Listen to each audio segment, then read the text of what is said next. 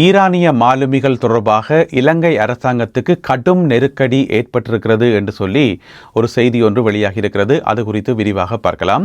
ஈரானிய மாலுமிகள் 240 பேர் இலங்கையில் தங்க வைக்கப்பட்டிருக்கிறார்கள். உங்கள் எல்லாருக்குமே தெரியும். இப்போ ஒரு மாதம் ஆயிட்டுது. ஏன்னு சொன்னால் சம்பவம் நடந்தது போன மாதம் 4ஆம் தேதி, மார்ச் மாதம் 4ஆம் தேதி. இப்போ ஏப்ரல் மாதம் 4ஆம் தேதி, இன்றைக்கு 5ஆம் தேதி ஆயிட்டுது. ஒரு மாதம் தாண்டிட்டுது. அப்போ எல்லாரும் மத்தியிலும் இருக்கக்கூடிய கேள்வி, ஏன் அவர்கள் இன்னமும் திருப்பி அனுப்பப்படையலை? அவர்களுடைய நாட்டுக்கு எப்படி அனுப்ப வேண்டியானே, ஏன் அவர்கள் இலங்கையில் வைக்கப்பட்டிருக்கிறார்கள் என்ற கேள்விக்கு இதுவரைக்கும் யாரிடமும் பதில் இல்லை என்று சொல்லப்படுகிறது. இது சம்பந்தமாக இலங்கையினுடைய வெளிவிவகார அமைச்சை மேற்கோள் காட்டி ஒரு செய்தி ஒன்று வெளியாக இருக்கிறது. இலங்கை அரசாங்கத்துக்கு கடுமையான நெருக்கடிகள் ஏற்பட்டிருப்பதாக. அதாவது இந்த விஷயத்தில் இலங்கை தான் ஒரு நடுநிலைமையான நாடு என்று சொல்லி அறிவிச்சிருந்தது. நடுநிலைமை கொள்கையை தான் பின்பற்றுவோம் என்று சொல்லி, ஆனால் அதை பின்பற்ற முடியாமல் இருக்குது. இப்போ நடுநிலைமை கொள்கையை பின்பற்று என்று சொன்னால் இவர்களை எப்பயோ அனுப்பி இருக்கணும். இப்போ நீங்கள் இந்தியா பார்த்தீங்கன்னு சொன்னால் இந்தியாவிலையும் ஒரு கப்பல் கொண்டு செல்லப்பட்டது. அதில் மாலுமிகள் மீட்கப்பட்டிருந்தார்கள்.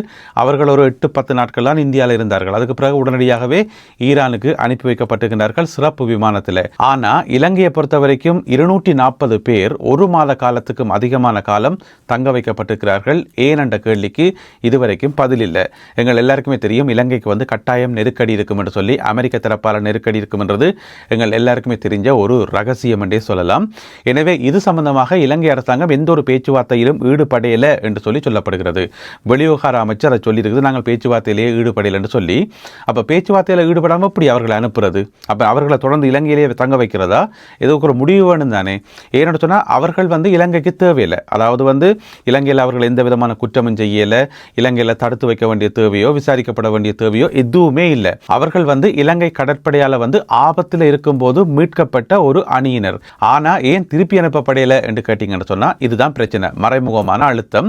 அப்போ இலங்கை பேச்சுவார்த்தையில் ஈடுபடாமல் எப்படி அனுப்ப முடியும் என்று கேட்டீங்கன்னு சொன்னால் இதற்கான பேச்சுவார்த்தைகள் நடந்து கொண்டு தான் இருக்காம். இலங்கை பேச்சுவார்த்தையில் ஈடுபடையில், ஆனால் வேறு 2 தரப்புகள் பேசிக் கொண்டிருக்கிறார்களாம். அந்த வேறு 2 தரப்பும் எதென்று கேட்டீங்கன்னு சொன்னால் ஒன்று அமெரிக்கா, மற்றது ஈரான். அதப்படி அமெரிக்காவும் ஈரானும் பேச்சுவார்த்தை நடத்த முடியும் என்று சொன்னால் அது ராஜதந்திர ரீதியாக நடத்த முடியும் தான். இப்போ ஒரு பக்கம் வங்காள யுத்தம் கடுமையாக நடந்து இருந்தாலும் இந்த ஒரு குறிப்பிட்ட விஷயத்துக்காக நாங்கள் வாங்க பேசுவோம். இப்போ கொழும்புல 2 எம்பசிகளும் இருக்குது தானே, ஈரானிய எம்பசியும் இருக்குது, அமெரிக்கன் எம்பசியும் இருக்குது. தங்களுக்குள்ள தொடர்புகளை மேற்கொள்ள முடியும், தங்களுக்குள்ள டிஸ்கஷனை வைக்க முடியும். எனவே அப்படியான பேச்சுவார்த்தைகள் நடக்குது என்று சொல்லப்படுகிறது. இலங்கை அரசாங்கம் ஏன் காத்து கொண்டிருக்கு சொன்னால், இப்போ அமெரிக்காவும் ஈரானும் கூடி பேசி கலந்து பேசி ஒரு முடிவுக்கு வந்த பிறகு அதை இலங்கைக்கு சொல்லணும். அதுக்கு பிறகு இலங்கை நடவடிக்கை எடுக்கும் என்று சொல்லி இலங்கை காத்து கொண்டிருப்பதாக சொல்லப்படுகிறது. அந்த நடுநிலைமை கொள்கையை பின்பற்றுவதே மிகவும் கஷ்டமாக இருக்கு என்று சொல்லி வெளிவிவகார அமைச்சு சார்பாக சொல்லப்பட்டிருக்கிறது. அதே நேரம் ஈரான் கேட்டுக்கொண்டால் இந்த 240 பேரையும் யுத்தம் முடியும் வரை இலங்கையிலே வைத்திருப்பதற்கு இலங்கை அரசாங்கத்துக்கு ஓகே தான் என்று சொல்லப்பட்டிருக்கிறது. எங்களுக்கு எந்த விதமான பிரச்சனையுமே இல்லை, நாங்கள் வச்சு பராமரிக்கிறோம், அவைக்கு தேவையான உதவியெல்லாம் செய்கிற பிரச்சனை இல்லை. இப்போ யுத்தத்துக்குள்ள அனுப்பி வைக்கிறதும் ஒரு வகையான ஆபத்து தானே. எனவே என்ன விதமான முடிவை அமெரிக்காவும் ஈரானும் எடுக்கப் போகிறார்கள் என்பதை நாங்கள் பொறுத்திருந்தான் பார்க்கணும். இந்த ஒரு விஷயத்தில் இலங்கையால் எந்த தீர்மானத்துக்கும் பெற முடியவில்லை என்று சொல்லப்படுகிறது. ரஷ்யாவில் இருந்து மிக விரைவில் இலங்கைக்கு தேவையான நிலக்கரிகளை பெற்றுக்கொள்வதற்கான பேச்சுவார்த்தைகள் இடம்பெற்றிருப்பதாகவும், மிக விரைவில் ரஷ்யாவில் இருந்து இலங்கைக்கு நிலக்கரி வரும் என்று சொல்லியும் இன்னும் ஒரு தகவல் ஒன்று வெளியாகி இருக்கிறது. இப்போ அண்மை காலமாக பார்த்தீங்கன்னு சொன்னால் இலங்கைக்கும் இந்த நிலக்கரிக்கும் ஆகாது போலடக்கு. நிலக்கரியாலேயே பல பிரச்சனைகள், பல நெருக்கடிகள். அரசாங்கத்துக்கு தரம் குறைந்த நிலக்கரி இறக்குமதி செய்யப்பட்டது சொல்லி எதிர்க்கட்சிகள் எல்லாம் போர்க்கொடி தூக்கி அது ஒரு பக்கத்தால் பெரிய பிரச்சனை போய்கொண்டிருக்குது. எரிசக்தி அமைச்சர் குமார ஜெயக்கொடி அவர்களுக்கு கடும் நெருக்கடி உருவாகி இருக்கிறது. எனவே அதெல்லாம் ஒரு பக்கம் இருக்க, இப்ப அரசாங்கம் தீர்மானிச்சிருக்காம், ரஷ்யாவோட கதைச்சு பேசி ரஷ்யால இருந்து தரமான நிலக்கரியை இறக்குமதி செய்வோம், இந்த பிரச்சனைக்கு தீர்வு காணுவோம் என்று சொல்லி அந்த அடிப்படையில் பேச்சுவார்த்தை எல்லாம் கிட்டத்தட்ட முடிஞ்சது. மிக விரைவில் ரஷ்யாவிலிருந்து நிலக்கரி வரும் என்று சொல்லப்படுகிறது.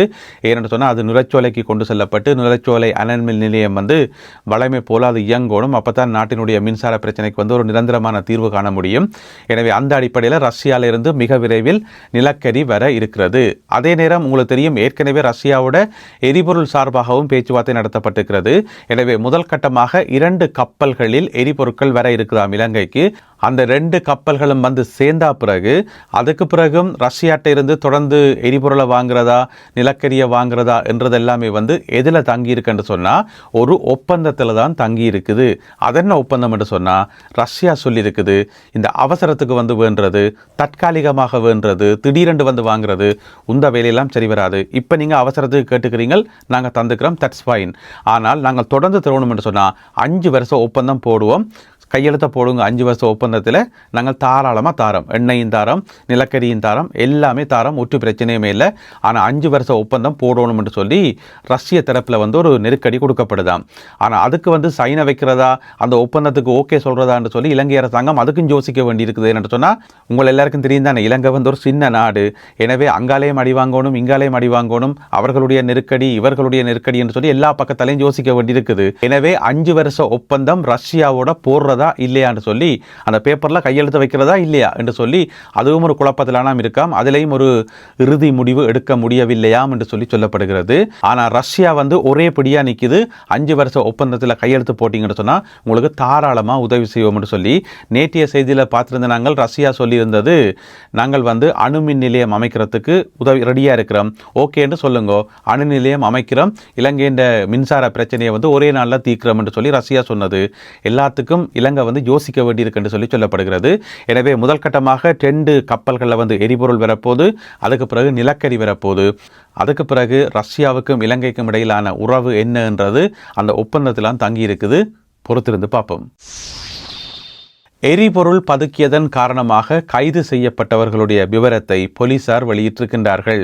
அதாவது கடந்த 1 மாதமாக மார்ச் மாதம் 3ஆம் தேதிக்கும் ஏப்ரல் மாதம் 3ஆம் தேதிக்கும் இடைப்பட்ட இந்த 1 மாத காலப்பகுதியில் பார்த்தீங்கன்னு சொன்னால் மொத்தமாக 31 பேர் கைது செய்யப்பட்டிருக்கின்றார்கள், எரிபொருளை பதுக்கினார்கள் என்று சொல்லி. இந்த 31 பேரிடமிருந்தும் மொத்தமாக 52,000 லிட்டர் எரிபொருள், பெட்ரோல், டீசல், மண்ணெண்ணெய் எல்லாம் சேர்த்து 52,000 லிட்டர் எரிபொருள் வந்து மீட்கப்பட்டிருக்கிறதாம். இந்த 31 பேரும் இப்போ தடுத்து வைக்கப்பட்டிருக்கின்றார்கள். அவர்கள் மீதான சட்ட நடவடிக்கை எடுக்கப்படுகிறது என்று சொல்லி போலீஸ் தரப்பில் வந்து செய்தி வெளியிடப்பட்டுள்ளது. யாழ்ப்பாணம் நெல்லியடியில் ஒரு பிரபலமான போதை வியாபாரி ஒருவர் கைது செய்யப்பட்டிருக்காராம். நேற்று சனிக்கிழமை நெல்லியடி போலீசாரினால் இவர் கைது செய்யப்பட்டிருக்கார். அவருக்கு வந்து 21 வயதாம். யாழ்ப்பாணம் கரணவாய் பகுதியைச் சேர்ந்தவர் என்று சொல்லி சொல்லப்படுகிறது. அதாவது 21 வயசில் பிரபல போதை வியாபாரியாம். அவர்கிட்ட தான் எல்லா விதமான போதைப் பொருட்களும் இருக்குமாம். நேற்று அவர் கைது செய்யப்படையக்குள்ள வந்து 520 போதை மாத்திரைகள் வச்சிருந்தவராம். அவற்றினுடைய பெறுமதி வந்து 4 லட்சம் ரூபா. எனவே யாருக்கு அதை விற்கலாம் என்று சொல்லி வச்சிருந்து போக அதுக்கிடையில் போலீஸ் வந்து பிடிச்சிட்டுது. இதில் ஒரு சில கேள்விகள் இருக்குது. என்னென்னு சொன்னால், அவர் தான் பிரபலமான போதைப்பொருள் வியாபாரியாச்சே. அப்போ பிரபலம் என்று சொன்னால் என்ன அர்த்தம்? அந்த பகுதி மக்கள் எல்லாருக்கும் தெரிஞ்சிருக்குது. நெல்லிடியில் போய் கேட்டு பாருங்கள், இவரை பற்றி தெரியாத ஆக்களே கிடையாது என்று சொல்கிற அளவுக்கு பிரபலமாக இருந்திருப்பார் போடக்கு. அப்போ போலீஸ் வந்து அவர் பிரபலம் ஆகும் வரைக்கும் என்ன பார்த்த நீங்கள் பிடிக்க வேண்டியானே? எப்பயோ பிரபலம் ஆகாக்கு முதலே பிடிச்சிருக்க வேண்டியானே. ஒரு மாத்திரை வச்சிருக்கக்குள்ளே பிடிச்சிருந்தீங்கன்னு சொன்னால் அவர் 520 மாத்திரை வச்சிருந்துப்பாரா? எனவே வந்து போலீஸார் வந்து நடவடிக்கைகளை வந்து துரிதப்படுத்தணும், இன்னும் வேகமாக செயல்பட்டு ஆக்களை வந்து கைது செய்யணும். சொல்லுவினமே அந்த முளையிலேயே கிள்ளி எறிகிற என்று சொல்லி, அதே மாதிரி முளையிலேயே கிள்ளி எறியணும். இப்போ 520 போதை மாத்திரை வைத்திருந்து அவர் பிரபலமாகிற இந்த காலப்பகுதியில் எத்தனை பேர்ட்ட வாழ்க்கையை நாசமாக்கினாரோ தெரியாதானே? எத்தனை பேருக்கு போதை மாத்திரைகள் எல்லாம் விற்று எத்தனை பேர் இப்போ வந்து புனர்வாழ்வு முகாமில் இருக்கணும்னு தெரியாது எங்களுக்கு. என்ன பிரபல போதை வியாபாரி, பிரபல கஞ்சா வியாபாரி, பிரபல மணல் கடத்தல் மாஃபியா, கிளிநொச்சியின் பிரபல மணல் கடத்தல் மாஃபியா, இந்த மாதிரி செய்திகள் வரும். ஏன் அவைகள் பிரபலமாகும் வரைக்கும் வெயிட் பண்றீங்கள்? ஆரம்பத்திலேயே கைது செய்யுங்கவன். ஆரம்பத்திலேயே கைது செய்து விசாரிக்கிறது, குற்றம் இருந்தால் நடவடிக்கை எடுக்கிறது, குற்றம் இல்லை என்று சொன்னால் விடுதலை செய்கிறது. இப்போ என்ன கெட்டு போச்சு? எனவே இந்த மாதிரியான ஆட்கள் வந்து பிரபலமாகும் வரைக்கும் வெயிட் பண்ணக்கூடாது. இதுதான் முக்கியமானது. போன கிழமை பார்த்தீங்க தானே, ஒரு போலீஸ்காரரையை வந்து டிராக்டரால் மோதி இப்போ அந்த போலீஸ்காரர் செத்தது. எனவே அதுக்கு பிறகு போலீஸ் வந்து பயங்கரமாக பம்பரமாக சுழண்டு வேலை என்று சொல்லி செய்திகள் வந்திருக்குது. பாப்போம் இன்னும் என்ன விதமான நடவடிக்கைகள் எடுத்து இந்த மாதிரியான பிரச்சனைகளுக்கு முற்றுப்புள்ளி வைக்கிறார்கள் என்று. அடுத்ததாக இன்றைய கருத்தோவியம். இந்த பஸ்ஸில் ட்ரெயினில் எல்லாம் போகக்குள்ளே நாங்கள் பார்த்துருப்போம், அதில் எழுதியிருக்கும் in case of emergency break the glass என்று சொல்லி. அதாவது வந்து நீங்கள் இப்போ ஜன்னல் கதவை உடைச்சு கொண்டு அதால் தப்பி ஓடலாம், ஏதாவது பிரச்சனை என்று சொன்னால் பக்கத்திலே ஒரு சுட்டியல் ஒன்று வச்சிருப்பினோம். பக்கத்தில் இருக்கிற சுட்டியல் எடுத்து அதை அடிச்சு உடைச்சு அதை வெளியில் எடுக்கிற மாதிரி அதை தான் நீங்கள் கருத்தோவியமாக வரையப்பட்டிருக்க. என்னென்று சொன்னால், ஏதாவது எமர்ஜென்சி என்று சொன்னால், அதாவது பவர் கட் வந்தால், நாட்டில் வந்து மின்தடை வந்தால் இதை உடைத்து எடுக்கவும் என்று சொல்லி போட்டு கிடக்கு. உள்ளுக்குள்ள எட்டி பார்த்தா எதை உடைச்சு எடுக்கிறேன்னு பார்த்தா உள்ளுக்குள்ளே வந்து ஒரு மெழுகு திரியும் ஒரு குப்பி விளக்கும், அந்த பல்ப் இருக்குது தானே, பல்பில் செய்யப்பட்ட குப்பி விளக்கும் வந்து உள்ளுக்க வைக்கப்பட்டிருக்கிறது. அதாவது நாட்டில் வந்து மின்சார தடை ஏற்பட்டால், அப்படியான ஒரு எமர்ஜென்சி ஒன்று ஏற்பட்டால் இதை உடைச்சு எடுத்து பாவிக்கவும் என்று சொல்லி இந்த ஒரு கருத்தோவியம் ஓவியர் ஜெஃப்ரி அவர்களால் வரையப்பட்டிருக்கிறது. எனவே இந்த ஒரு கருத்தோவியம் மற்றும் இன்றைய காணொலியில் பகிர்ந்து கொள்ளப்பட்ட செய்திகள் தொடர்பான உங்களுடைய கருத்துக்களை மறக்காமல் கீழே எழுதுங்கள். மீண்டும் சந்திப்போம் உறவுகளே. நன்றி, வணக்கம்.